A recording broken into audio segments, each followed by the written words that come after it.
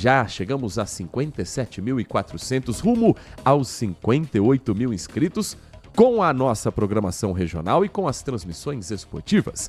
No sábado, você acompanhou o acesso da Ponte Preta para o Campeonato Brasileiro da Série B, não em campo, na bola rolando com o Náutico durante o empate por 1-1, mas depois, com a sequência da rodada e a derrota do Guarani para o Brusque lá no estado de Santa Catarina, resultado que não tira o Guarani da zona de classificação, o Bugre ainda depende apenas de si, mas acabou colocando a Série B aí sim matematicamente classificada para o Campeonato Brasileiro da Série B. Um time de Campinas já tirou esse inferno da frente que é a terceira divisão. Falta o outro, que no próximo sábado estará também com as transmissões da Rádio Bandeirantes e a Band TV. Sábado, 5 da tarde, no Brinco de Ouro, tem Guarani e Náutico. Guarani precisa vencer e torcer por um tropeço do Brusque contra a Ponte Preta, para daí, quem sabe, a Macaca devolver o sábado de alegria que teve com a derrota do Guarani. Agora, se a Ponte vencer no próximo final de semana e o Guarani fizer a parte dele em casa, é o Bugre, é o torcedor bugrino que vai comemorar o acesso, para daí no dia 11 de outubro, Ponte Preta e Guarani fazerem o derby 212, já com os dois times na segunda divisão. É a expectativa pelo futebol de Campinas, é a expectativa do Grupo Bandeirantes e é a expectativa dos torcedores, agora bugrinos, porque os ponte-pretanos vão querer subir sozinhos, vão querer que o Guarani permaneça na terceira divisão para torcer ou para secar. Fique com o Grupo Bandeirantes de Comunicação na tela da Band e na Rádio Bandeirantes, as emoções do Campeonato Brasileiro da Série C. Nosso Manhã Bandeirantes, que tem os trabalhos técnicos na mesa de som e na central técnica, levando esse som em FM 85.7 e essa imagem já conosco dos bastidores do nosso complexo de comunicação João Jorge Saad, com Leandro Lopes na mesa de som e na central técnica, e a coordenação técnica é do Gil Kleber. Vamos girar a participação do nosso ouvinte ao longo desta edição do Manhã Bandeirantes, tanto pelo nosso canal do YouTube, quanto pelo nosso número do WhatsApp, o 19971021493.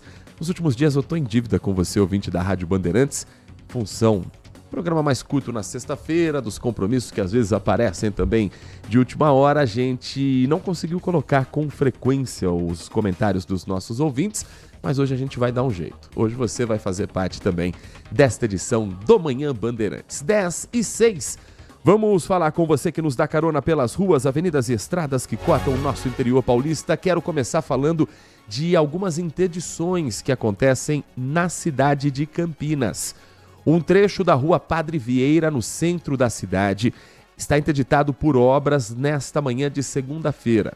É um trabalho que acontece na Rua Padre Vieira de troca de rede de gás, operação essa realizada pela Comgás. A Indec preparou um bloqueio desde as 9 horas da manhã e a expectativa é da liberação até as 5 horas da tarde, mas já com aviso de que isso está sujeito às condições climáticas.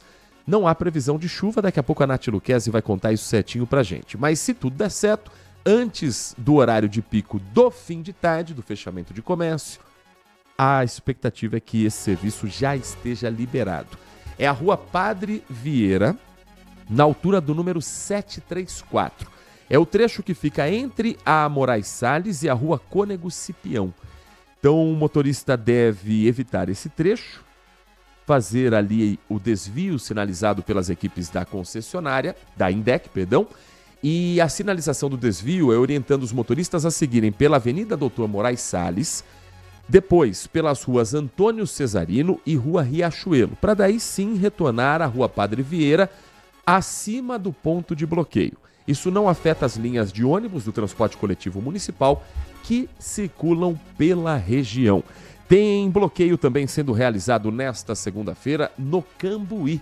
A Indec interdita um trecho da Rua Capitão Francisco de Paula desde as 7 horas da manhã e segue até as 5 horas da tarde. A montagem de uma grua com uso de guindaste é o motivo dessa interdição. O empreendimento imobiliário, um prédio que está sendo construído por ali, para as obras continuarem é necessária a montagem dessa grua, um trabalho com manipulação de um guindaste. Então, para proteger quem passa por ali, até às 5 da tarde, na altura do número 260, está fechada a rua Capitão Francisco de Paula, na região do Cambuí. O bloqueio fica entre a rua Ana Javes e a Comendador Querubim Uriel. A INDEC programou o desvio pela própria Ana Javes, em que o motorista passa pela Rua dos Alecrins, pela Comendador Querubim Uriel, para depois aí sim ter acesso a Capitão Francisco de Paula. Agentes da mobilidade urbana estão no local fazendo o monitoramento. Em qualquer um dos dois casos, em qualquer um dos dois pontos, se você perceber que não tem equipe no local, que a interdição não está bem sinalizada, conte pra gente pelo WhatsApp, pra gente compartilhar com o nosso ouvinte, e faça sua reclamação também pelo número 118 Fale Conosco da INDEC 118. É o telefone de contato também se, por exemplo, tiver algum semáforo desligado no seu caminho, algum problema de sinalização próximo à sua casa, próximo ao seu trabalho, próximo ao colégio onde você vai levar seu filho, sua filha, seu neto, sua neta. Conta pra gente também esse problema para juntos nós fazemos as cobranças necessárias junto ao poder público. 10h09 já nas rodovias que cortam o nosso interior paulista. Nesse momento, são boas as condições de tráfego para o motorista que está no sistema Anhanguera Bandeirantes. A concessionária não aponta nenhum trecho com lentidão. Olha que boa notícia, que semana começa leve também para quem depende de ir à cidade de São Paulo. Nem mesmo o trânsito típico na Marginal interfere nesse momento na chegada ao motorista à cidade de São Paulo. No corredor Dom Pedro I, a lentidão é registrada nesse momento no anel viário Magalhães Teixeira. Maior movimentação a partir do quilômetro 12 para o motorista que segue na pista sentido Dom Pedro. Então já é quase chegando à rodovia Dom Pedro que o motorista diminui a velocidade e as condições são consideradas boas até para um horário. Numa segunda-feira, semana começando, e pelo menos o motorista faz um bom caminho neste dia 29 de setembro. Agora, alguns acidentes foram registrados no final de semana. O mais grave deles foi na rodovia Marechal Rondon, trecho que passa por Porto Feliz. 2 pessoas morreram numa colisão entre um veículo de transporte terceirizado da Secretaria de Saúde Municipal de Tietê.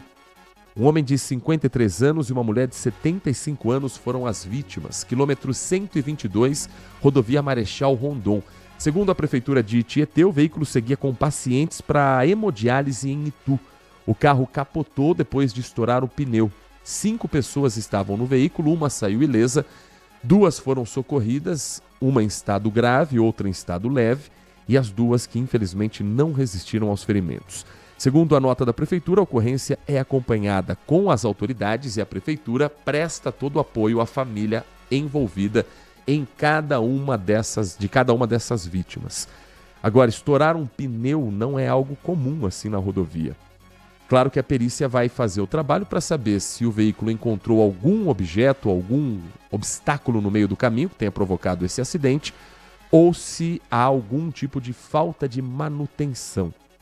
Por hora, não dá para cravar nada em relação à causa dessa colisão, desse capotamento e, consequentemente, dessas 2 mortes. 10h12, o Manhã Bandeirantes segue também trazendo outros assuntos dos meios policiais, como, por exemplo, um caminhão-baú que transportava aproximadamente 4 toneladas de alimentos em condições sanitárias irregulares e foi apreendido na tarde de ontem pela Guarda Municipal em Limeira. Segundo os GCMs, a abordagem ocorreu durante uma fiscalização de trânsito. Revista foi feita, os guardas encontraram centenas de queijos e outros produtos perecíveis que não tinham a refrigeração adequada. Foram localizados ainda doces, farinha, biscoitos, carnes, linguiças e bebidas alcoólicas. Os guardas municipais reportaram que o motorista informou que saiu das cidades de Porteirinha e Espinosa, as 2 no estado de Minas Gerais.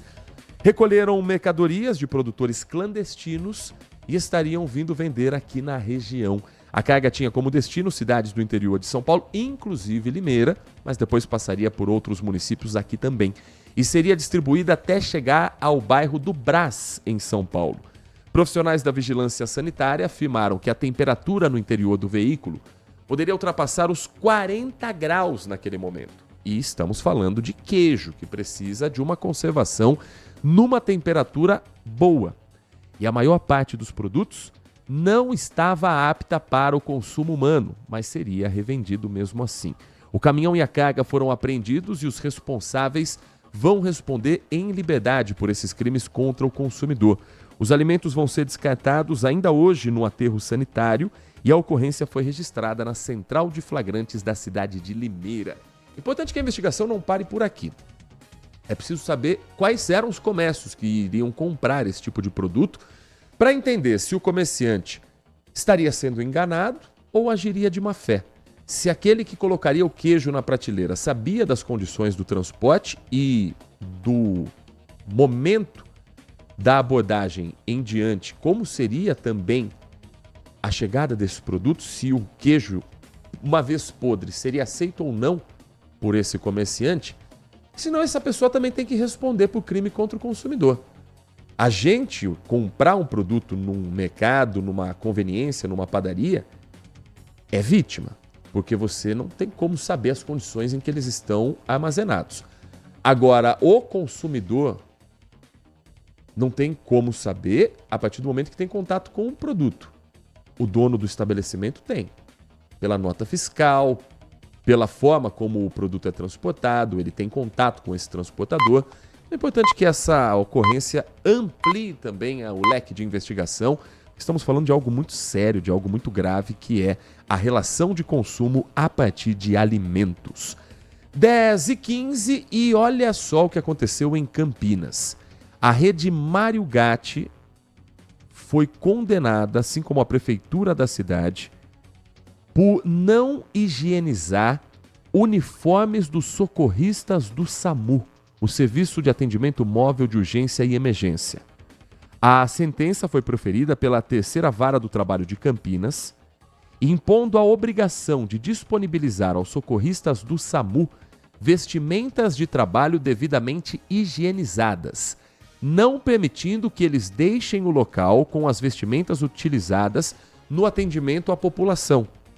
Não é para sair do hospital com um jaleco, por exemplo, ou outra vestimenta do SAMU. Os trabalhadores ficam impedidos de levar as roupas contaminadas para casa. A decisão determina que os réus, que no caso são a Rede Municipal Dr. Mário Gatti de Urgência e Emergência e a Prefeitura de Campinas, que eles sejam obrigados a regulamentar a situação a partir de uma norma do Ministério do Trabalho e Emprego, fornecendo vestimentas limpas e para a deposição das usadas. Substituir, trocar, que a pessoa possa ter uma roupa para sair depois de todo um dia de trabalho. O Ministério Público do Trabalho entende que a Rede Mário Gatti foi investigada pela procuradora Luana Lima Duarte após manifestação apresentada pelo Sindicato dos Trabalhadores do Serviço Público Municipal de Campinas. Alguns estudos apontavam os riscos elevados pelas equipes do SAMU durante os atendimentos, revelando a exposição a riscos ocupacionais.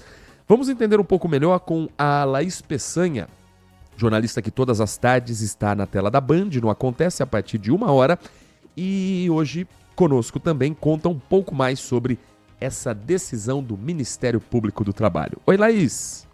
Olá, Heitor. É isso, né? Esse processo ele foi movido pelo Ministério Público do Trabalho depois de uma denúncia feita pelo Sindicato dos Servidores Públicos de Campinas. É que um estudo apontou aí riscos constantes aos socorristas, principalmente durante o atendimento de urgência e emergência. Atendimento esse que eles mais fazem. Isso porque quando eles estão ali neste atendimento, a exposição a agentes biológicos é inevitável, Heitor. A promotoria ainda tentou um acordo aí com a entidade, mas essa proposta foi recusada e por isso eles entraram com a ação pública. Na ação, a Rede Mário Gatti alegou aí que eles não têm obrigação de higienizar o uniforme, sustentando que o uso de macacões de proteção já seria o suficiente. Só que esse argumento, ele foi aí rejeitado determinado pela Justiça, que considerou que uma norma trabalhista inclui os socorristas na mesma proteção de outros profissionais de saúde.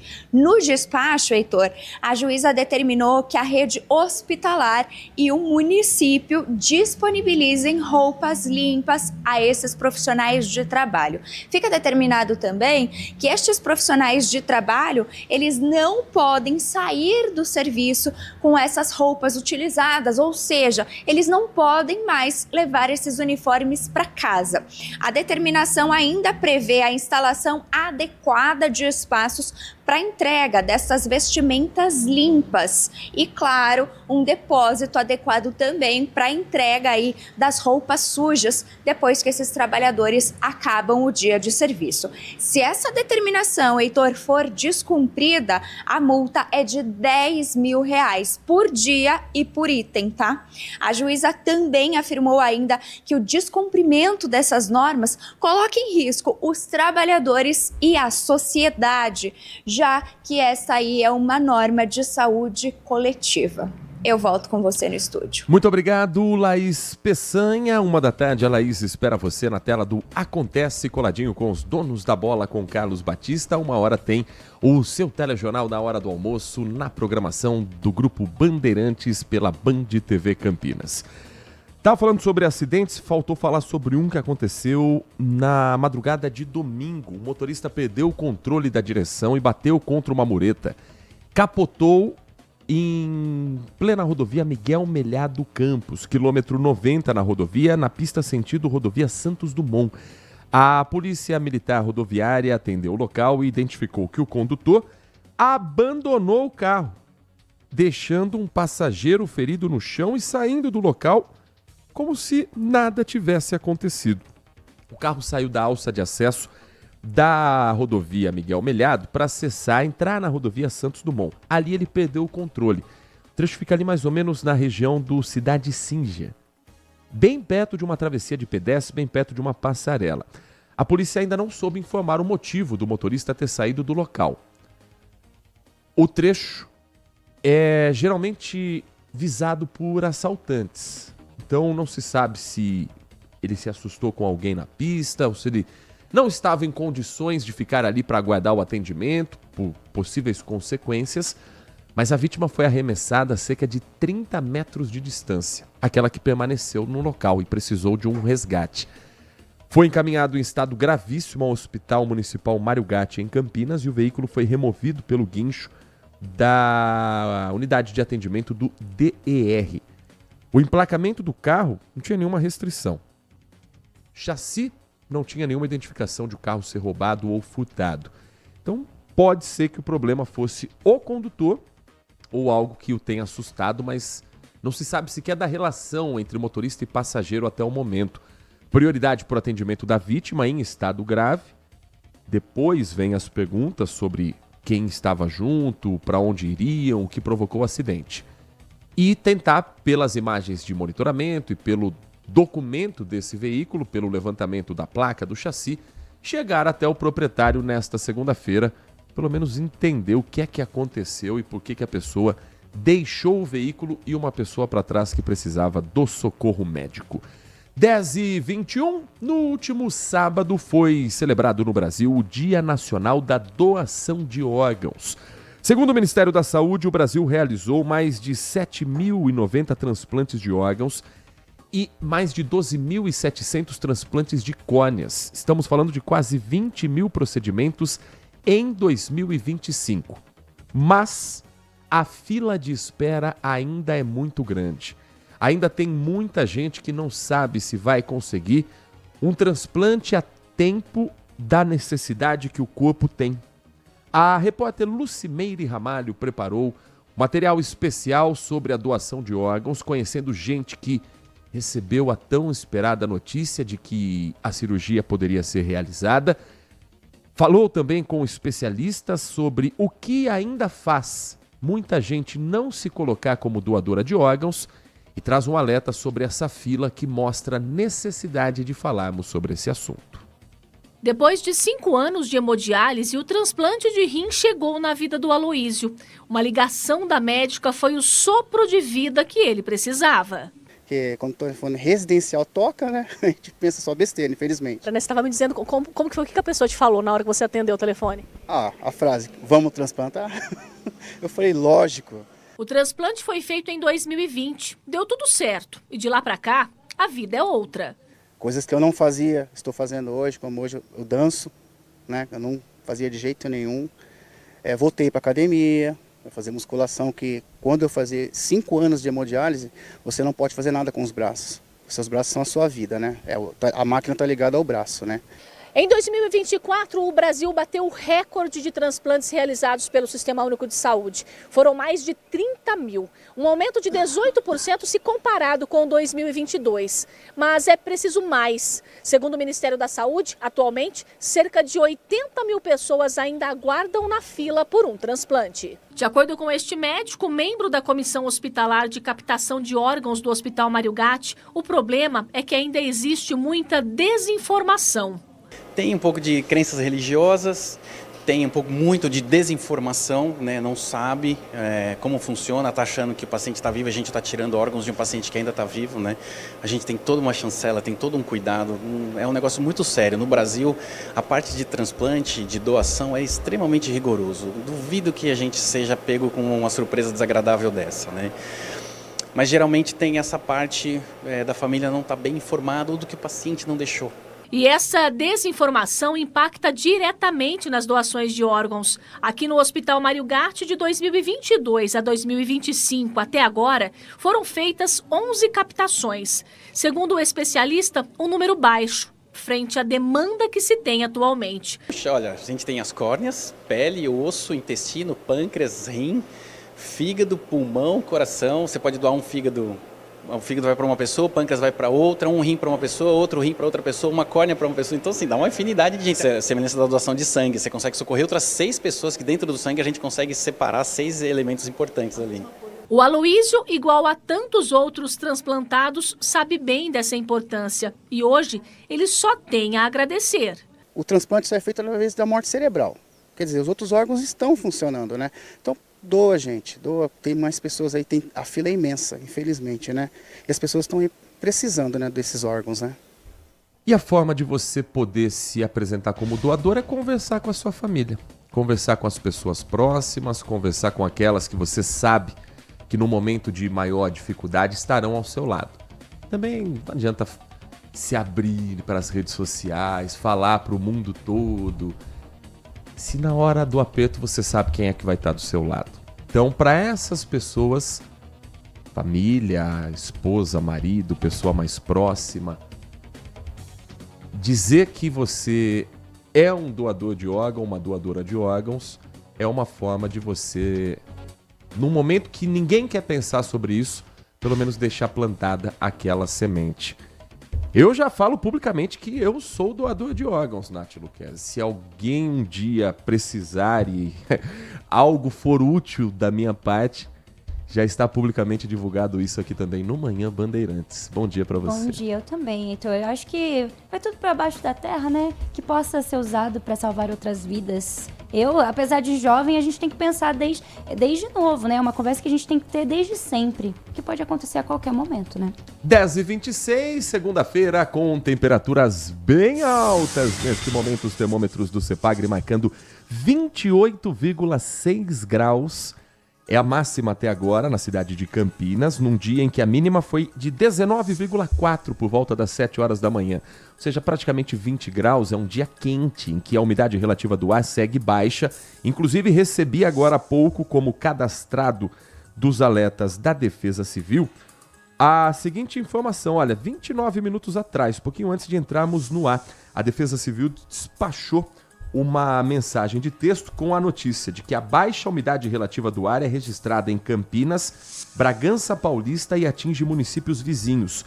Mantenha-se hidratado e evite exposição ao sol. Será assim durante toda a segunda-feira, Nath Luquezzi? Bom dia, Heitor. Bom dia aos ouvintes. Pois é, a semana será de tempo bastante firme, muito quente, e a previsão indica que os próximos dias serão marcados exatamente pelo calor, tardes mais quentes, as noites e madrugadas relativamente amenas. Os ventos, então, sopram fracos durante o dia, mas eles podem aumentar durante a noite, o que contribui para a sensação de frio nos períodos mais frescos do dia.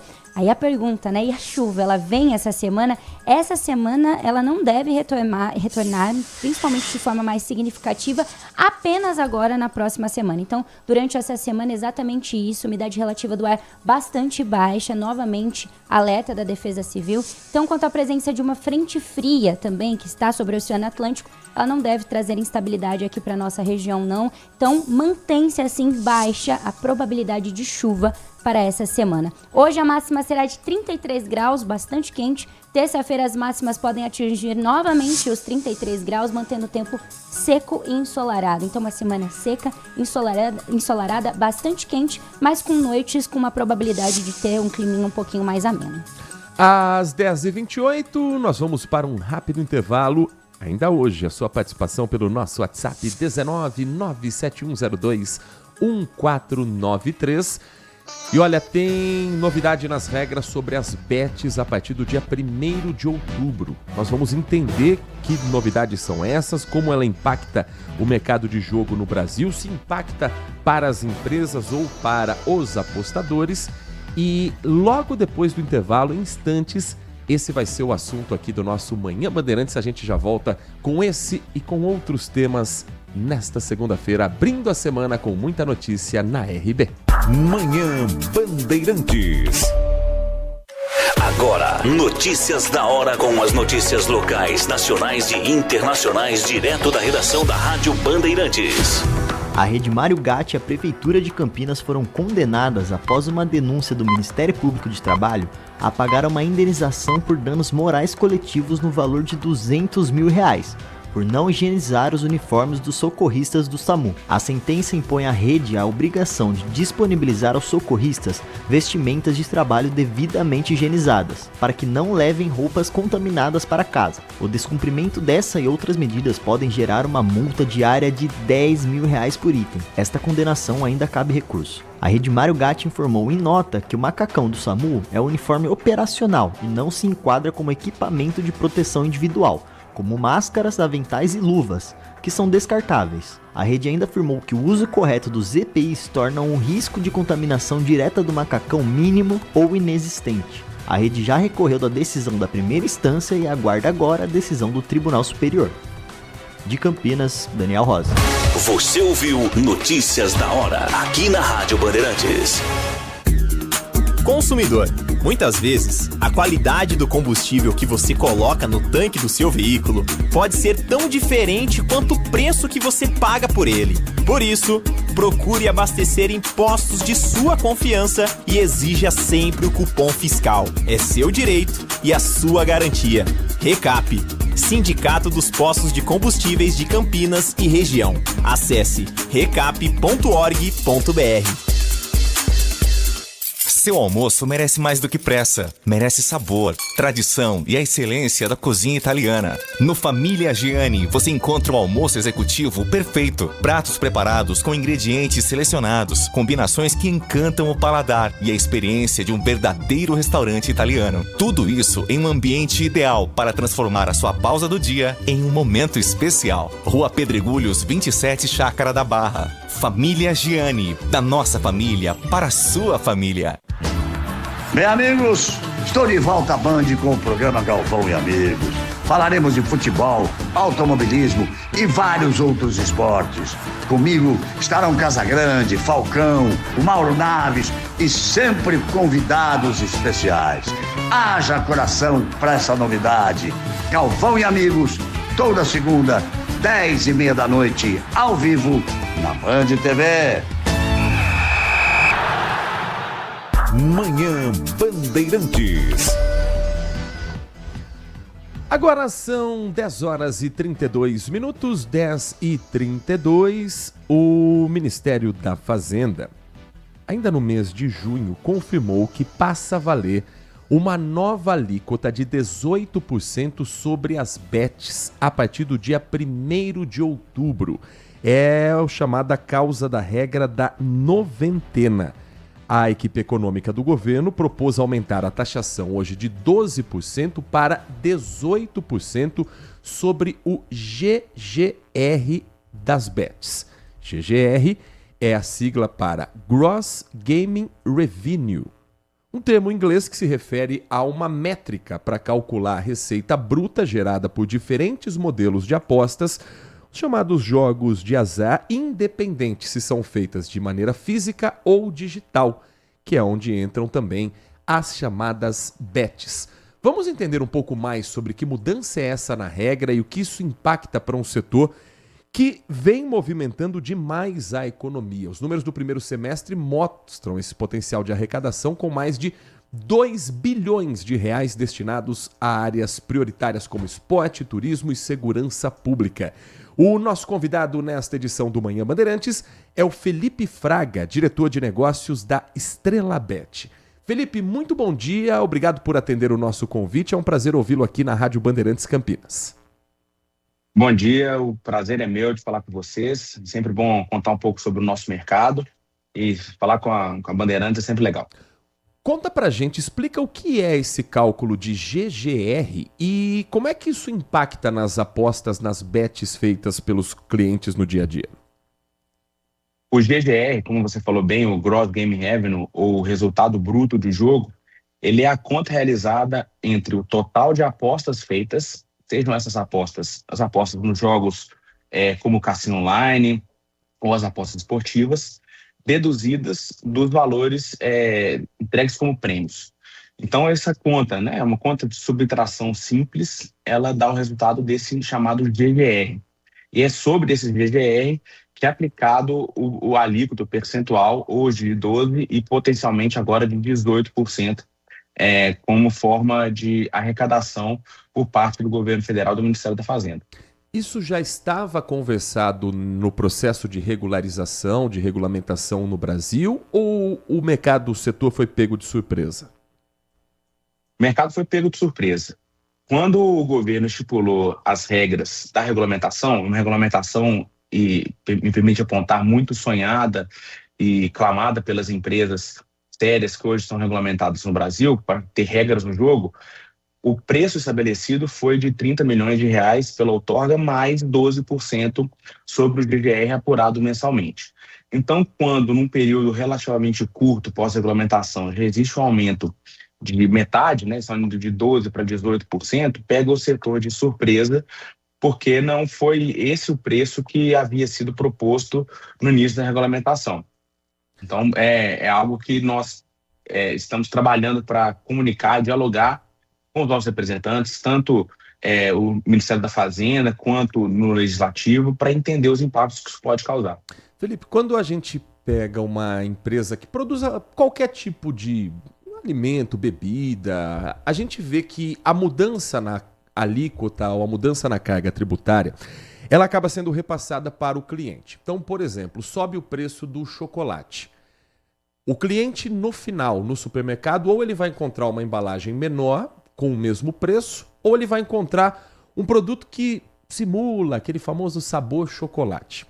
No caso de apostas, no caso de bet, como é que é possível, de alguma forma, se é que é possível, repassar esse aumento de uma alíquota para o cliente, diminuindo o valor de prêmio, diminuindo o valor da bet por jogo? Isso é possível acontecer?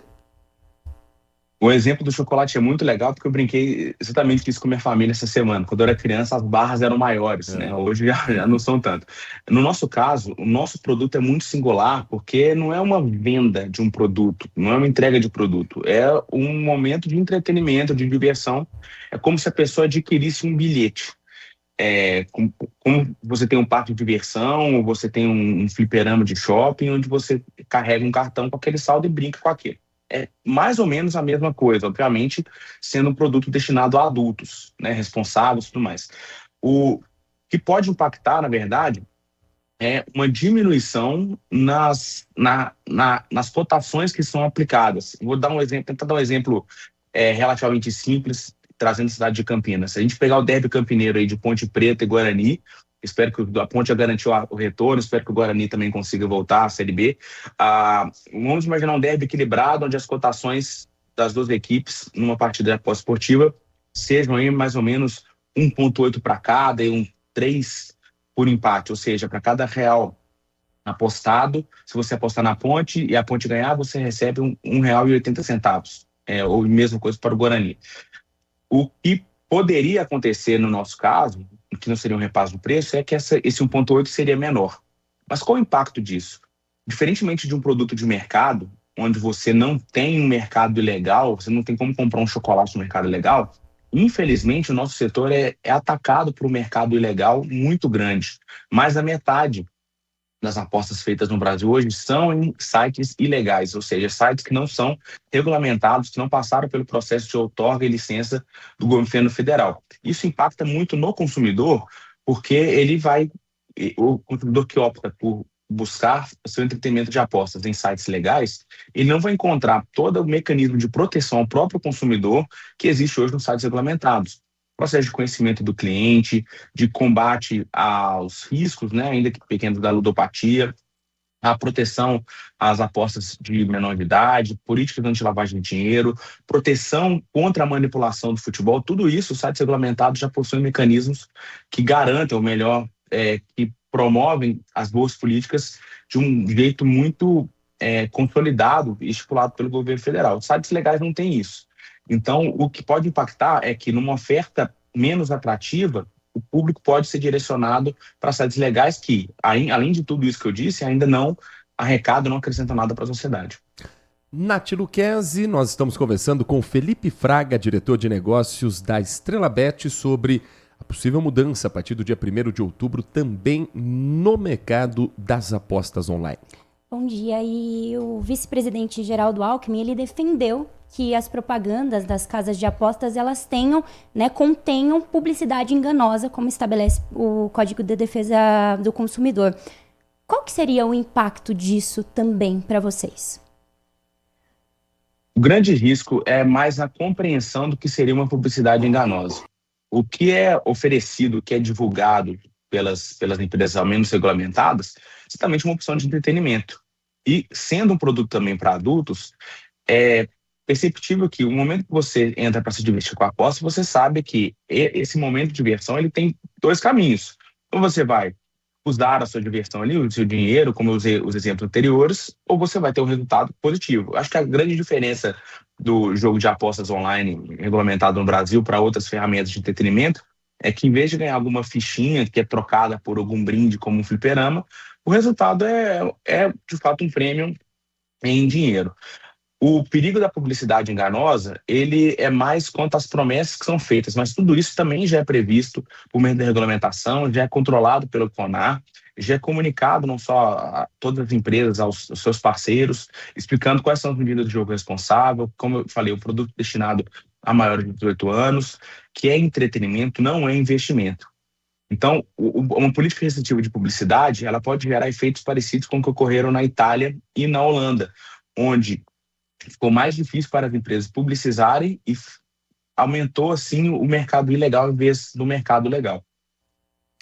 Felipe, para a gente finalizar, há ainda uma negociação, uma conversa do setor com o governo federal, com os órgãos responsáveis também pela parte de tributação, para tentar pelo menos manter esse 12% e não ter esse aumento de 18%? Bom, o que existe é um diálogo muito positivo e aí vale uma salva de palmas da Secretaria de Prêmios e Apostas, que desde o começo tem se disposto a aprender cada vez mais com o nosso setor para produzir uma regulamentação saudável.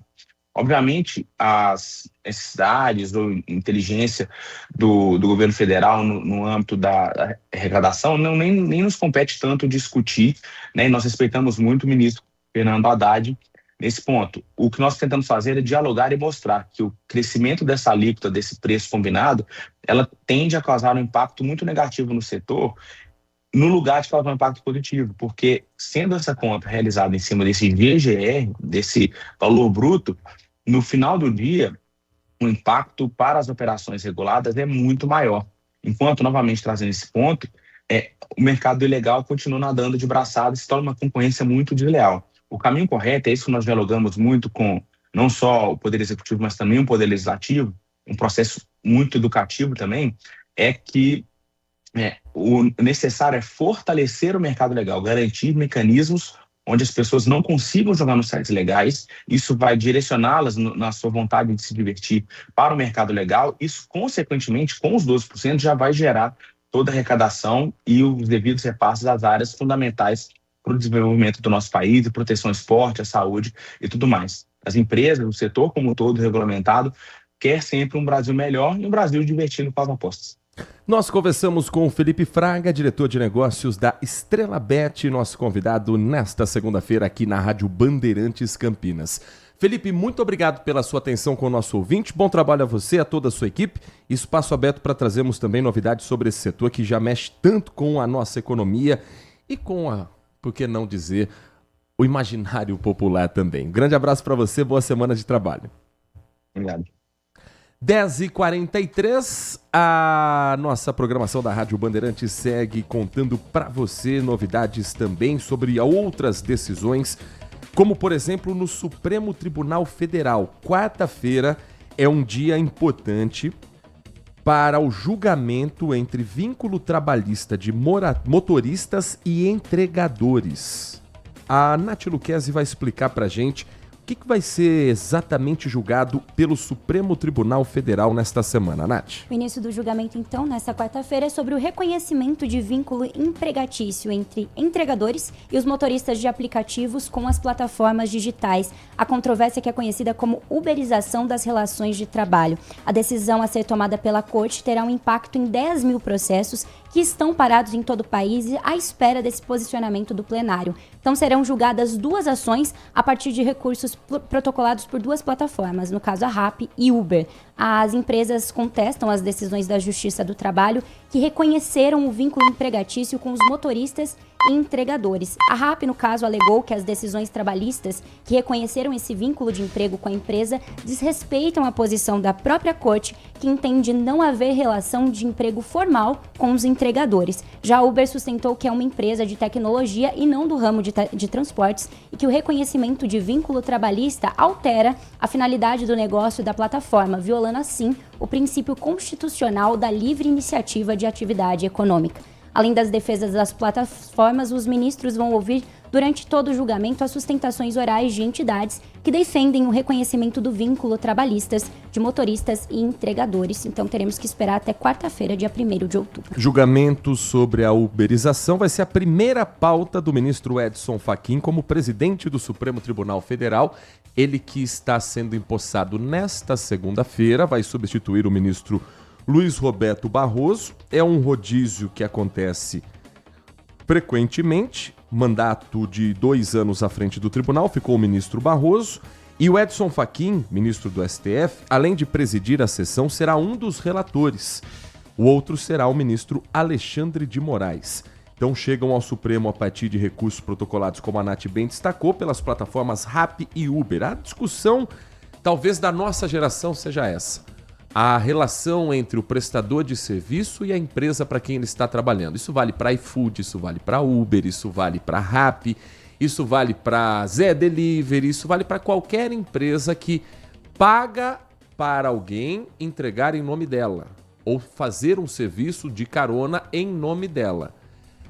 E a grande questão é, o vínculo empregatício dessa pessoa tem que ser próximo ao que é de CLT ou não? A gente entende que sim, outros entendem que isso é uma nova relação de mercado que precisa ser estudada, adaptada à nova geração, ao novo momento que o mundo vive, não necessariamente as mesmas regras antigas. É uma discussão absolutamente válida. Eu só fico sempre na dúvida sobre quem é que vai defender os trabalhadores nessa situação. Porque parece que o motorista por aplicativo, que o motoboy que faz a entrega do seu alimento ou que faz algum outro tipo de serviço, parece que ele aceita com a cabeça de um empreendedor. O mercado tenta vender isso, os coaches, os vendedores de sonhos pela internet, tentam vender isso no sentido de seja você o seu próprio negócio. abra seu próprio MEI e seja você o seu próprio patrão. Não é bem assim. A pessoa, quando ela abre um MEI para prestar serviço por aplicativo, transporte por aplicativo, por entrega, ela está fazendo aquilo muito mais por necessidade do que por uma visão empreendedora. Ele não é sócio. O motoboy não é sócio do iFood. O motorista não é sócio da Uber. Eles são prestadores de serviço. Então essa relação precisa ficar mais clara sobre até onde vai o direito e o dever da empresa e do trabalhador. Porque já vimos muitos casos, em que a empresa ela é parceira desse prestador de serviços até o momento que acontece algo com ele. Um acidente, uma doença, e aí ele fica simplesmente a Deus dará, porque não tem vínculo absolutamente nenhum. Isso vai ser julgado, começar a ser julgado, portanto, quarta-feira aqui no Brasil. E a relação de trabalho, ela pode também ter uma nova cara entre os trabalhadores do serviço público e os seus empregadores, que são órgãos governamentais muitas vezes. O relator da reforma administrativa na Câmara dos Deputados, o deputado Pedro Paulo, do PSD do Rio de Janeiro, acredita que ainda neste semestre, até o final do ano, deverá ser aprovado o texto do projeto da reforma administrativa. O deputado reforçou que desde o início da atual legislatura, o presidente Hugo Mota tem reiterado a prioridade da aprovação dessa reforma ao lado de outras pautas, como a isenção do imposto de renda e a proposta de emenda constitucional de segurança pública, a PEC da segurança. A expectativa é que nesta semana, que começa agora, a Câmara dos Deputados se debruce sobre o texto do deputado Pedro Paulo. Ele foi convidado do Canal Livre desta semana para explicar um pouco mais sobre a reforma administrativa, principalmente a relação com servidores públicos. Existe no Brasil a imagem de que servidor público ele tem uma estabilidade para o resto da vida. Uma vez concursado, raramente esse profissional é demitido, mesmo que não tenha um trabalho eficiente. É nisso que a reforma administrativa toca. E o deputado Pedro Paulo conta um pouquinho pra gente também no trecho que nós separamos do programa Canal Livre, a expectativa a respeito desta possível mudança. Tá lá no artigo 41 da Constituição, aquele artigo diz quais são os critérios para se perder a estabilidade do servidor público, e o terceiro deles, que o Fernando colocou aqui, que é a baixa avaliação de desempenho. A insuficiência que tem que estar regulamentada numa lei complementar, Mitra. Todo o modelo de avaliação de desempenho que nós vamos apresentar na reforma está na Constituição, uma parte deles, mas em uma lei complementar. Então, nós teremos uma lei complementar de avaliação de desempenho. Eu não estou colocando na lei complementar que, por exemplo, 2 avaliações de desempenho insuficiente está automaticamente demitido o servidor ou perdeu a condição da estabilidade. Mas teremos uma lei complementar que fala sobre avaliação de desempenho. E aí o gestor ele vai avaliar, por exemplo, um governador do estado, ele vai determinar no seu modelo de avaliação de desempenho, seguindo a lei complementar, ele vai estabelecer critérios, se ele desejar colocar isso em lei, ele vai poder, entendeu? Então, assim, isso é muito importante. Agora, em relação à tua preocupação de não virar esse modelo de conluio, né, porque a preocupação do Fernando é o chefe que está te avaliando funcionário hoje, amanhã ele é funcionário e o que ele avaliou vira chefe. Vai ser avaliado pelo que está sendo avaliado agora. E a avaliação de desempenho individual se perder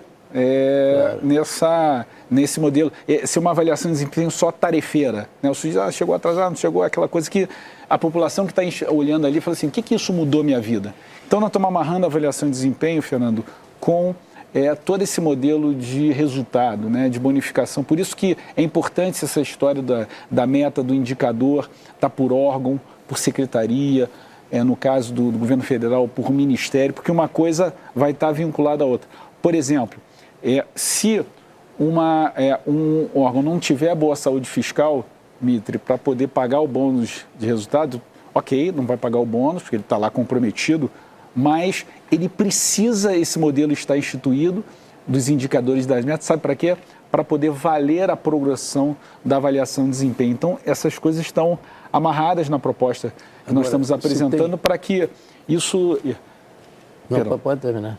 Para que isso tenha consequência, para que um modelo não se perca com o outro, certo. Entendeu? Então, isso a gente está amarrando na proposta. Agora...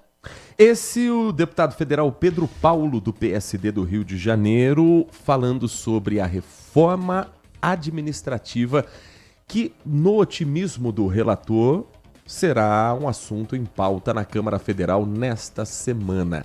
O Canal Livre você acompanha na íntegra, ainda hoje, 11 da noite, aqui na Rádio Bandeirantes e também na tela da Band News TV. Se quiser acompanhar o programa na íntegra também, em qualquer outro horário, ele está disponível pelo aplicativo Band Play e também no YouTube Band Jornalismo. Se você jogar ali Band Jornalismo na pesquisa, barra de pesquisa do YouTube, você vai chegar ao canal do Grupo Bandeirantes, clica ali no Ao Vivo, tem todos os programas que foram exibidos pela casa e assim você vai poder acompanhar o Canal Livre de onde estiver a qualquer hora do dia.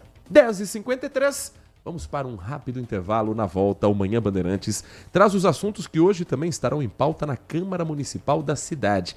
A Comissão de Defesa dos Direitos da Criança, do Adolescente e da Juventude vai analisar um projeto que garante distribuição de dispositivo para monitoramento de glicoses. Campinas também tem na sessão de hoje a votação em definitivo do Programa de Regularização Fiscal 2025. O que isso significa? A gente vai explicar ainda hoje aqui na RB. Manhã Bandeirantes.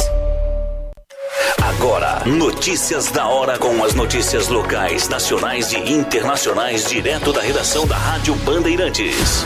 O Conselho Diretor da Agência de Águas do Estado de São Paulo declarou estado de escassez hídrica no âmbito da bacia hidrográfica do Rio Piracicaba, composta por mais de 30 municípios, incluindo Americana e cidades da região. Conforme o boletim do consórcio PCJ, o índice de chuva de agosto na bacia do Rio Piracicaba foi de 90,2% inferior à média histórica para o período, de 32,2 milímetros. Foi o 7º mês do ano com índices pluviométricos abaixo do esperado. Já o mês de setembro, até o dia 21, não foi diferente, sem registro de chuvas significativas na bacia do Rio Piracicaba. Com chuvas abaixo da média, o sistema de abastecimento de água de Americana vem enfrentando problemas em diversos bairros. Isso ocorre por conta da baixa qualidade de água do Rio Piracicaba, que torna necessário reduzir temporariamente o volume tratado para assegurar que a população receba água dentro dos padrões de qualidade. A condição de escassez hídrica é caracterizada por um desequilíbrio quantitativo entre a oferta e a demanda de água na bacia do Rio Piracicaba. Esse desequilíbrio decorre do aumento da demanda em comparação com a disponibilidade hídrica atual. De Campinas, Daniel Rosa.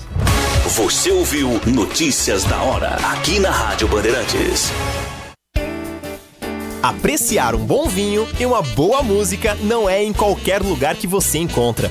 No Família Gianni, todas as quintas-feiras, das 19 às 23 horas, você ouve o melhor do jazz. Sem cobrar cover artístico, você pode harmonizar um bom vinho, bons pratos com uma boa música. Tudo isso entregue em um ambiente acolhedor e muito charmoso. Família Gianni, da nossa família para a sua família. Consumidor. Muitas vezes, a qualidade do combustível que você coloca no tanque do seu veículo pode ser tão diferente quanto o preço que você paga por ele. Por isso, procure abastecer em postos de sua confiança e exija sempre o cupom fiscal. É seu direito e a sua garantia. Recap, Sindicato dos Postos de Combustíveis de Campinas e Região. Acesse recap.org.br. As novelas turcas estão de volta à tela da Band TV, do jeito que você gosta. Não perca nenhum capítulo de Cruel Istambul. Uma história repleta de segredos, traições, sede de vingança e muitas reviravoltas. Cruel Istambul, de segunda a sexta, às 20h30 da noite, na Band TV e no Band Play. Manhã Bandeirantes. 10 horas 57 minutos, 10h57. Vamos começar a ouvir o nosso ouvinte. Ouvir você, que ajuda todos os dias a Manhã Bandeirantes, o Manhã Bandeirantes e a Rádio Bandeirantes a ser também esse espaço democrático e onde a gente quer saber o que é que você está pensando também. Deixa eu agradecer aqui as mensagens que vão chegando. Por exemplo, nosso ouvinte Paulo Neves está conosco todas as manhãs. Falávamos sobre doação de órgão e ele diz o seguinte: quanto à doação de órgãos, o correto seria a pessoa se manifestar quando não quiser doar. Aí todos seríamos doadores após a morte. Eu acho bem interessante isso, viu, Paulo? Muito legal mesmo. Agora, quem é o deputado que vai fazer uma proposta dessa, sabendo que haverá uma resistência, principalmente dos meios conservadores evangélicos, porque é uma questão de fé, e eu não discuto, cada um entende. Há, por exemplo, um outro debate no meio científico e médico sobre doação de sangue e a transfusão de sangue também, em casos de pessoas da crença de testemunhas de Jeová. Isso já foi parar na justiça, os médicos se sentem de mãos atadas, porque a liberdade religiosa inclui também a liberdade de dizer não a uma necessidade médica naquele instante. E com relação aos órgãos, se a lei mudar, eu concordo que o número de doações aumenta muito, muito mesmo. Mas eu não vejo hoje, 2025, com o Congresso que a gente tem, esse assunto tendo a menor chance de passar.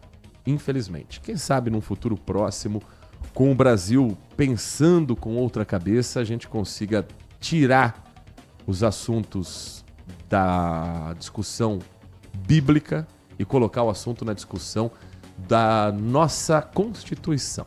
Se não me falha a memória, antigamente parece que na carteira de identidade tinha, né? Já vinha... Eu não cheguei a pegar essa fase, mas algumas carteiras tinham sim doador de órgãos. Sim. Coloca ali como uma identificação. Talvez ainda tenha, mas o principal é conversar com a família. Conversar com alguém próximo e relatar esse desejo. Ninguém quer falar sobre morte, ainda mais com as pessoas que você ama. Mas você quer sim ajudar alguém, doar o que mesmo no final da vida pode mudar a vida de alguém. Então deixe isso claro. No momento certo, na forma que você melhor entender, para quem estará com você na hora do aperto. Tem mensagem de áudio, meu caro Leandro Lopes. Então vamos compartilhar com o nosso ouvinte. Bom dia, amigo Heitor. E aí, Marco? Hoje muito contente. Ponte Preta, né? Com a macaca. Olha lá. Fui lá sábado. Tá lotado, hein? Ficamos muito contentes com a grande vitória daqueles heróis. Mas, agora vamos para Brusque, né, pessoal? Né, Heitor? Jogar lá um futebol society lá, mas pelo que eu sei aí, que o professor já tá falando, e a gente concorda com ele, vamos levar aquele misto lá, né? Timinho, misto. Porque lá é muito pesado, ele já falou. Pô, tem muito problema, jogadores com mais de 35 na ponte, né? Tem jogadores que já fizeram cirurgia. Então vamos pôr um misto, né? Porque lá a gente não precisa de tanto apetite assim. O que a gente tem que guardar pro derby. O derby é a decisão para nós. Esse jogo de sábado, vamos ver, né? Ganhar... Não sei se a gente vai ganhar, eu já digo desde agora. Porque nós não vamos com esse apetite. Mas tá valendo, né? Se fosse outro lado, também seria assim. É a provocação do Marcos Silva Bedin, explicando para você que não está acompanhando as contas do Campeonato Brasileiro da Série C. Faltam 2 rodadas. As equipes estão divididas em 2 grupos com 4 em cada uma dessas chaves. No grupo C, onde estão os times de Campinas, a Ponte Preta já chegou aos 10 pontos. Ela já garantiu matematicamente o acesso. A Ponte, nas últimas 2 rodadas, joga contra o Brusque, em Santa Catarina, e contra o Guarani, no derby do estádio Moisés Lucarelli, para se garantir como líder do grupo e disputar a final contra a primeira equipe do grupo B, que hoje seria o Londrina. Então, A Ponte não tem mais interesse em pensar em acesso, mas ela ainda tem interesses no campeonato. Por exemplo, se a Ponte ganhar do Brusque no sábado, a Ponte garante que a final será no estádio Moisés Lucarelli. Então ela não apenas se coloca na decisão do Campeonato Brasileiro da Série C, como vai fazer o último jogo em casa, independente da pontuação do grupo de lá. Só que se ela ganha, ela ajuda o Guarani. Porque o Guarani com 6 pontos, para subir matematicamente na próxima rodada, repetindo as contas, o Bugre precisa vencer, chegar a 9, e o Brusque não pode vencer. Se houver um empate lá no estádio Augusto Bauer, por exemplo, já é suficiente para o Bugre se garantir matematicamente. Com uma vitória do Guarani contra o Náutico, ele não é mais alcançado pelo time pernambucano, mas ele ainda pode ser alcançado pelo Brusque. E claro que a Band vai acompanhar de perto todas as emoções dessa última rodada. Nosso jogo na Band sábado é Guarani e Náutico. Quando o jogo terminar, ainda não vai dar para saber cravado matematicamente se o Guarani subiu ou não, mesmo que goleie o Náutico.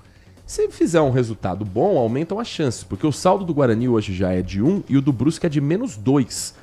Então, se vencer, vai para no mínimo 2 gols de saldo. O Brusque teria que golear a Ponte Preta no estádio Augusto Bauer. E rivalidade à parte, esse elenco da Ponte já mostrou muito profissionalismo. Já mostrou que, independente de salário atrasado, promessas não cumpridas, diretoria que parece às vezes mais preocupada em brigar com a imprensa do que em resolver os problemas internos da Ponte.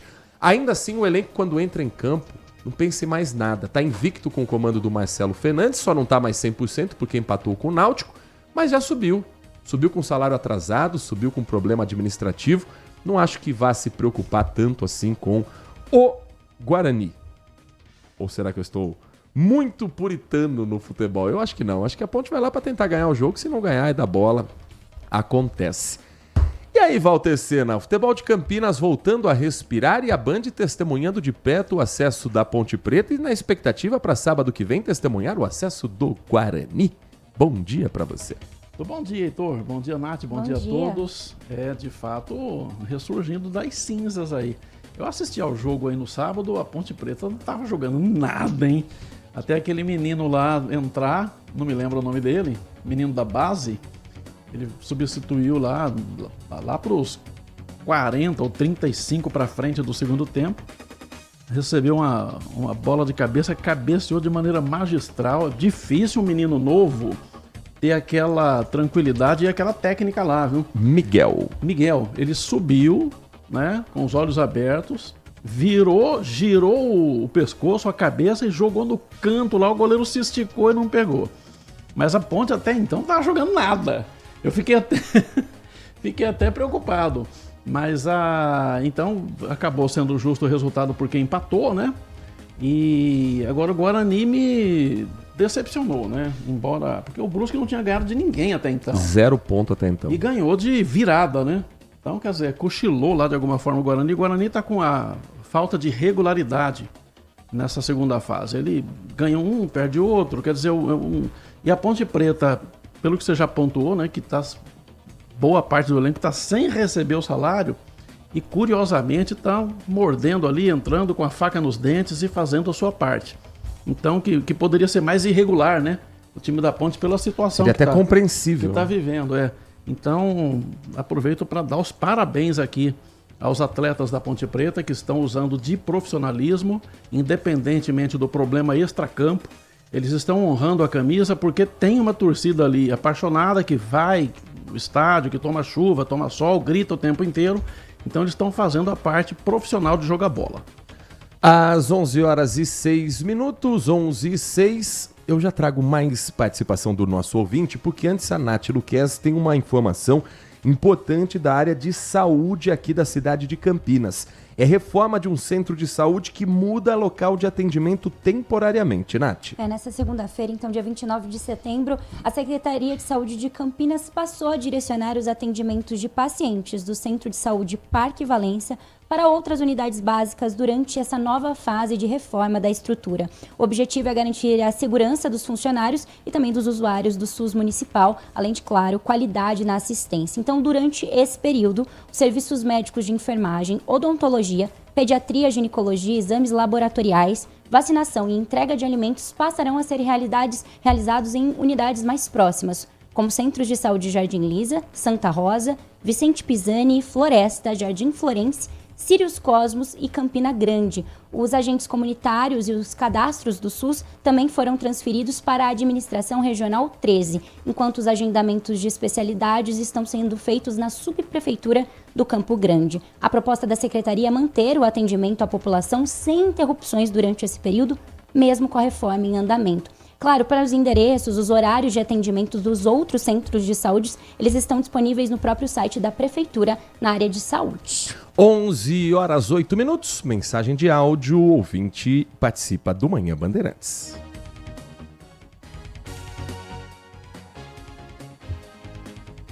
Dia, Heitor. Bom dia, Nath. Bom dia, Sena. Roubo do INSS. Graças ao governo Lula, a Polícia Federal tem toda a liberdade, teve toda a liberdade e está tendo, né, toda a liberdade para investigar e prender os condenados. No governo lá do condenado, né, do condenado que começou esse 2019 aí, em diante, do governo condenado lá, o meliante condenado, ele não deixava a Polícia Federal investigar nada, né? Ele trocava o delegado toda vez que estava chegando perto de algo, ele trocava. Vamos lá, né? Dá-lhe Lula, Tandy Negrão. Mensagem do nosso ouvinte Tandy Negrão. A novidade sobre o escândalo do INSS é que a segunda turma do Supremo Tribunal Federal formou maioria ontem para manter a prisão preventiva dos empresários Antônio Carlos Camilo Antunes, conhecido como Careca do INSS, que não aguenta mais ser chamado de Careca do INSS, e quando você não gosta do apelido, você aí sim tem que aprender a lidar com ele. E também, o cara roubou um monte, eu não quero ser chamado de Careca do INSS. Temos outros apelidos, se quiser, para o senhor, estão na ponta da língua. Mas ele não é o único que foi mantido preso pelo STF. Maurício Camizotti também vai permanecer aguardando o julgamento atrás das grades. Os dois são investigados por suspeita de adulteração em uma rede de fraudes em descontos de aposentados e pensionistas do INSS. O voto final foi do ministro Cássio Nunes Marques no plenário virtual do Supremo e ali se formou maioria para manter a prisão dos empresários. Na última sexta-feira, o relator do caso, o ministro André Mendonça, votou pela manutenção das medidas restritivas de liberdade. E o ministro Edson Fachin, que também integra a turma, seguiu o mesmo entendimento. Gilmar Mendes se declarou impedido de participar do julgamento sem justificar o motivo. E o ministro Dias Toffoli ainda não se manifestou. O julgamento no plenário virtual termina na próxima sexta-feira. Segundo os investigadores da Polícia Federal, Antunes, o Careca do INSS, seria um intermediário dos sindicatos e associações, captando recursos que eram debitados indevidamente dos aposentados e pensionistas e repassando parte deles a servidores do INSS ou familiares e empresas ligadas a eles. Maurício Camizotti é investigado como um dos beneficiários finais da fraude envolvendo associação ligadas aos beneficiários. Beneficiário final é o jeito técnico de dizer que é o cara que ganhou dinheiro com uma falcatrua. E Antônio Carlos Camilo Antunes, o Careca do INSS, seria aquele que ganhava dinheiro movimentando a falcatrua. No momento em que o Brasil tem esse gosto amargo, aliás, momento não, isso é histórico. Brasil, Sena, tem esse saborzinho de impunidade contra crimes de colarinho branco. E aí, o Supremo Tribunal Federal não colocar eles atrás das grades seria apenas aumentar ainda mais toda uma desconfiança que existe sobre isso no Brasil. O que chama atenção é o ministro Gilmar Mendes se declarar incompetente para o assunto e não deixar isso claro. A transparência também é parte do julgamento. A transparência também é parte do ministro, no mínimo, esclarecer. Porque ele foi não eleito pelo povo, mas eles estão ali para uma função de defesa da justiça e defesa das leis. O gabinete do ministro disse que o motivo do impedimento foi baseado no trecho de Código de Processo Penal que estabelece que o juiz não pode atuar num caso quando ele próprio, seu cônjuge ou parente, consanguíneo ou afim, em linha reta ou colateral e até terceiro grau, faça parte indireta ou diretamente do interessado. A reportagem do jornal Estado de São Paulo procurou a advogada Guiomar Mendes, que é esposa do ministro Gilmar Mendes, para saber se é ela quem tem alguma relação para ter esse entendimento. E até agora ninguém respondeu. Seria interessante o ministro Gilmar Mendes, que já teve tantas decisões polêmicas, no mínimo dizer, eu não posso por isso, isso e aquilo, Lucena. E ele tem aquela boca de caçapa, né, que quer dar entrevista toda hora, comentar toda hora, e numa hora dessa fica em silêncio, não explica direito. É muito provável que alguém do escritório tenha algum relacionamento, seja jurídico ou de amizade, com esse cidadão aí. Agora, são sinais dos tempos atuais, né? Que está tendo aquela lei Magnitsky, né? Contra os juízes do Supremo. A Suprema Corte não está nos melhores momentos, né? Tem uma baixa na credibilidade. E aí, por isso, eu acho que o Gilmar Mendes, desta vez, está se colocando suspeito, né? Impedido de atuar, de votar numa causa, porque ele nunca se declarou suspeito e os integrantes do Supremo não estão, né, ultimamente se declarando suspeitos. Né, você vê que o advogado do Lula, ministro Zanin, não se coloca suspeito para votar nada que tenha a ver com Moro, com Bolsonaro e com Lula. O ministro Dias Toffoli, que foi advogado do PT, não se declarou suspeito para votar nenhum processo também. Então eles não estão com esse pudor, né, o tempo inteiro. É uma diferença realmente desse caso aqui que a gente não sabe exatamente. Acho que alguma coisa iria sair na imprensa, né? E aí, para não ficar mais feio do que está para o Supremo, ele desta vez se declarou impedido. Mas é esquisito, sim. 11h14. Você ainda acredita que um ERP, um sistema de gestão, vai cuidar apenas do financeiro da sua empresa? O Ricardo, que é CEO da Dierberger Indústria de Fragrâncias, também pensava assim. Mas a empresa começou a crescer, os processos começaram a ficar mais complexos e a operação já não cabia mais nas planilhas. Foi aí que a Inovar ASC apresentou para o Ricardo a solução de produção do WK Radar. Hoje, o WK Radar acompanha toda a operação, desde a chegada dos pedidos, desenvolvimento dos produtos, até a avaliação dos clientes. E é claro que o financeiro também, tudo arrumadinho, em um só lugar. O WK Radar é um ERP que não é qualquer ERP. Ele acompanha a operação da sua indústria de ponta a ponta. E você também pode conhecer essas soluções com o WK Radar.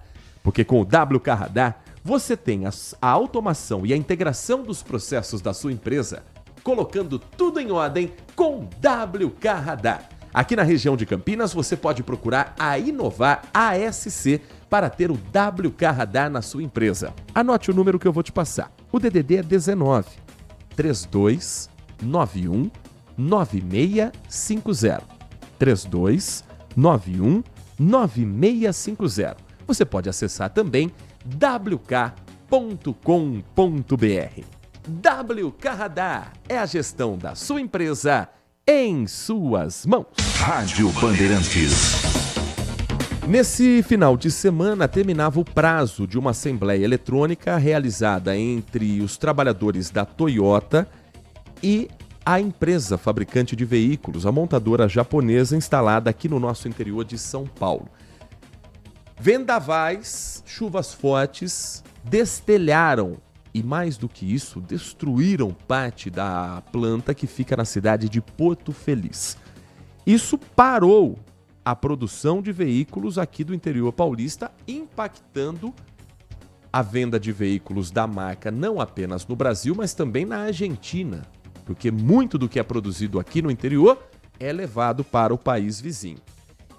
E afinal de contas, Nath Luquezzi, o que é que ficou definido dessa reunião entre os trabalhadores e os representantes da Toyota do Brasil? então foi aprovada por 96,28% dos votantes. Dos 4.490 trabalhadores aptos a voltar, 3.790 participaram dessa votação. Então, com a aprovação, o acordo entra em vigor já na sequência das férias emergenciais de 20 dias, que terão início em 1º de outubro de 2025. A partir de 21 de outubro, então, será implementado o layoff, com possibilidade de prorrogação mensal por até 150 dias. Um dos pontos centrais da negociação, segundo o sindicato, foi a garantia de que todos os trabalhadores que recebem salário bruto de até R$10 mil terão 100% do pagamento líquido preservado durante esse período do layoff, assegurando assim estabilidade financeira a essas famílias. Layoff é uma medida na legislação trabalhista que permite uma suspensão temporária do contrato de trabalho ou a redução da jornada e salário por um período determinado sem que haja demissão. O objetivo é preservar os empregos em momentos de crise, como está ocorrendo agora para a Toyota, e manter os trabalhadores vinculados à empresa enquanto se enfrenta a paralisação. Toyota suspendeu a produção das unidades por conta do forte temporal que ainda impacta a cidade. Afinal, não foi só um vendaval, foi uma microexplosão. O Tiago Prudente, nosso eterno Manhã Bandeirante, esteve por lá e preparou uma reportagem ouvindo testemunhas, trabalhadores que estão impactados e os técnicos para entender velocidade do vento e como reconstruir uma cidade por onde parece que passou o apocalipse. Do alto, várias construções ficaram sem cobertura. Os telhados dessa farmácia e dessa escola foram arrancados com a força do vento. Nos dois locais, ninguém ficou ferido, mas num lar de idosos bem ao lado, a situação foi mais grave. Caiu todo o teto com telha, os idosos embaixo com um caco de telha por cima, entendeu? A gente foi socorrendo o que parecia uma senhora mais machucada, né? Daí já peguei ela, já levei para o pronto-socorro, já foi atendida. 13 idosos ficaram feridos, mas não correm risco. A casa de repouso, que já está fazendo os reparos, calculou o prejuízo até agora em R$120 mil. Na última segunda-feira, a cidade do interior paulista foi atingida por uma microexplosão. O evento climático extremo é uma violenta rajada de vento que desce rapidamente, atinge o solo e se espalha, como se fosse uma bomba de ar. Aqui os ventos chegaram a 100 km por hora. Vento, aquele temporal horrível, né? E o povo todo desesperado, moto caindo, tudo. Foi um terror, né? Vizinhos meus que teve uma telha de um condomínio que saiu a calha foi caindo nas casas vizinhas ali, foi machucando, a calha foi parar na rua de cima, foi perigoso. Esse é um dos pontos que mais impressiona daqui. Esse local era um mercado, mas durante a tempestade o teto veio abaixo. As paredes foram as únicas que ficaram de pé. Olha o estado que ficou o mercado Tabarro. Quebrou tudo o telhado, veio tudo abaixo. Saí de dentro, aqui que nós temos a sala da açougue, a hora que eu pisei aqui, estava bem nesse local aqui, eu olhei para a ventaninha que estava correndo, fui tentar fechar a porta, mas não deu tempo, só vi o telhado subindo e descendo. Aí veio tudo para baixo. O temporal também causou destruição na fábrica da Toyota. A montadora teve a produção de motores paralisada, o que impactou a linha de produção de outras duas fábricas, em Indaiatuba e Sorocaba. Para preservar os empregos durante a reconstrução, a empresa antecipou as férias dos funcionários. Ao todo, as 3 unidades empregam cerca de 7 mil pessoas. 11h21, deixa eu ler uma última mensagem do nosso ouvinte de todas as manhãs, o Adriano Vermelho, que traz um tema importante que hoje também está em discussão aqui no estado de São Paulo, no Brasil como um todo. Ele escreve que em Campinas e região, todos, e ele escreve em caixa alta, todos, falo das autoridades sabem a tempo, que operam por aqui, todos que operam por aqui, os maiores batizadores e falsificadores de bebidas alcoólicas não deveriam ser, mas só quando há mortes que se dá a devida importância ou atenção. E veja que não é a primeira vez que isso acontece, vamos ser sinceros, não é a primeira vez, nem é só no Brasil, mas uma coisa é fato, essa proliferação bombástica de adegas, que ele escreve entre aspas, deveria ser averiguado com muito cuidado. Só perto da casa do Adriano tem 2 ou 3, que ele acredita que não tem demanda para isso tudo. Portanto, isso significa o que mesmo? Seriam adegas ou algo como lavanderia, se é que você me entende. Bom dia, meus saudáveis amigos abstêmios. Caramba. Não é bem assim não, viu, Adriano? Mais ou menos. A Associação Brasileira de Combate à Falsificação divulgou uma nota ontem em que diz suspeitar que o metanol utilizado para adulterar bebidas alcoólicas pode ser o mesmo importado ilegalmente pela organização criminosa PCC para batizar combustíveis. 2 pessoas morreram por intoxicação por metanol em bebidas alcoólicas na capital paulista, uma em São Paulo, outra em São Bernardo do Campo. E já tivemos casos aqui, Sena, e foi reportagem, eu me lembro que a Bárbara Guimarães fez essa reportagem também, de internações na Unicamp, no caso moradores em situação de rua, que compravam etanol, bebiam o álcool de abastecer carro e eram internados porque descobriam que o corpo tinha metanol. Então descobriu-se aqui em Campinas fraude no combustível porque tinha gente consumindo aquele produto e passando mal com o metanol. Esses casos de São Paulo já são diferentes. São pessoas que compram em bares, restaurantes, adegas, pedem uma caipirinha e voltam para casa passando mal, vão parar no hospital e não faziam ideia de que aquele local tinha um produto com algo tão prejudicial para a nossa saúde. Exatamente, é uma questão bem preocupante. Eu, pessoalmente, estou bem preocupado com isso, porque as nossas autoridades, as fiscalizações estão falhando, né? Tanto, o metanol é uma coisa ultra controlada, é proibido, né? Tem um comércio restritíssimo, que é lá na Fórmula Indy, se eu não estou enganado, o combustível é metanol, tem algumas coisas assim muito restritas, então dava para fazer um controle mais rigoroso e colocar um marcador.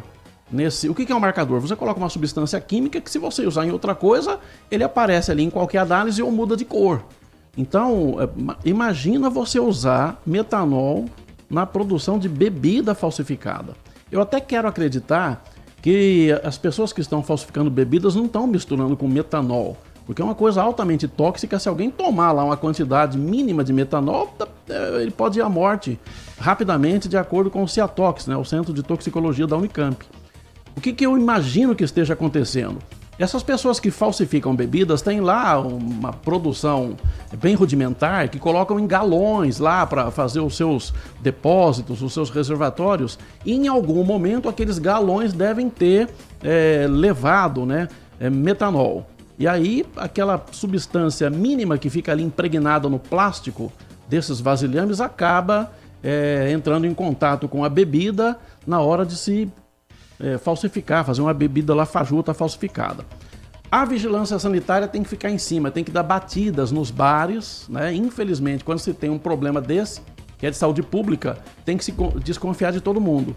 Para os donos de adegas, os donos de bares, é uma boa, porque acaba atestando que aquele bar não tem problema. Então, acho que a vigilância em saúde tem que fazer uma fiscalização, passar, dar uma batida, pegar algumas garrafas, né, para levar para análise e resolver, verificar se isso, se as pessoas estão vendendo bebida falsificada ou não, porque é um absurdo, né? Uma das pessoas que acabaram perdendo a visão lá em São Paulo, uma moça, ela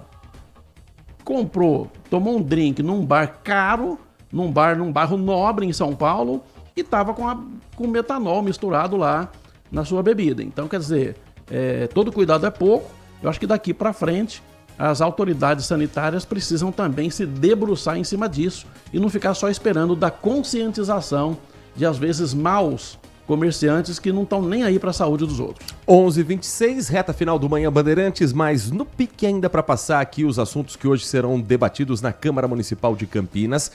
A segunda votação para a criação do Refis Campinas 2025. É um programa de regularização fiscal para incentivar as pessoas que estão devendo algo para a prefeitura a pagarem por essas dívidas. Então, segundo o texto, os débitos anteriores à publicação, ou seja, quem está devendo alguma coisa, pode pagar com redução de multas e juros vinculados à obrigação principal. O desconto pode ser de 60% para quitação à vista, 50% entre 2 e 6 parcelas e menorzinho ali com juros compensatórios, que a gente vai explicar amanhã, porque isso aqui vai passar. Ninguém vai ser contra algo que já deu certo em anos anteriores.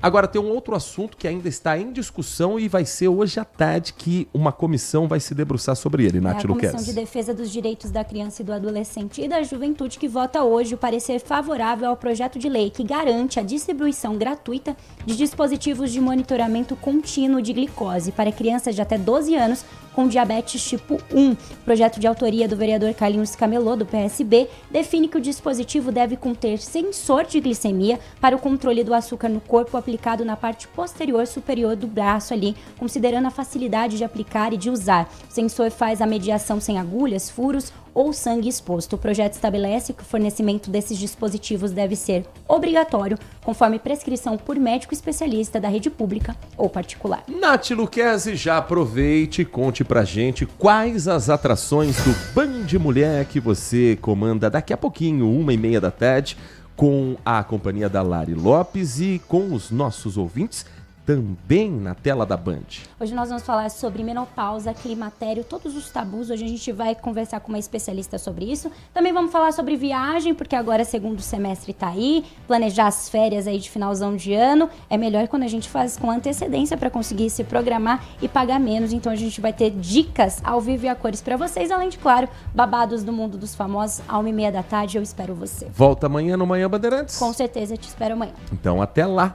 Walter Sena, 10:07 da noite, tem o Band Cidade na tela da Band. Estaremos a postos, né, com todas as notícias mais importantes da nossa região. Obrigado a todos, bom dia. E até amanhã aqui na RB, que continua com a nossa programação, que tem os trabalhos técnicos de Leandro Lopes na mesa de som e na central técnica, com a coordenação do Gil Kleber.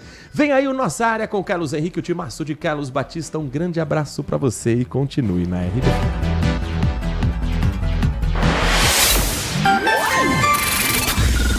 Manhã Bandeirantes. Oferecimento. Recap, Sindicato dos Postos de Combustíveis de Campinas e Região. Acesse recap.org.br. E Família Giani, da nossa família para sua família. Você está ouvindo Manhã Bandeirantes. Oferecimento. Recap, Sindicato dos Postos de Combustíveis de Campinas e Região. Acesse recap.org.br. E Família Giani, da nossa família para sua família. LG Mota Imóveis. A imobiliária campeã em vendas apresenta LG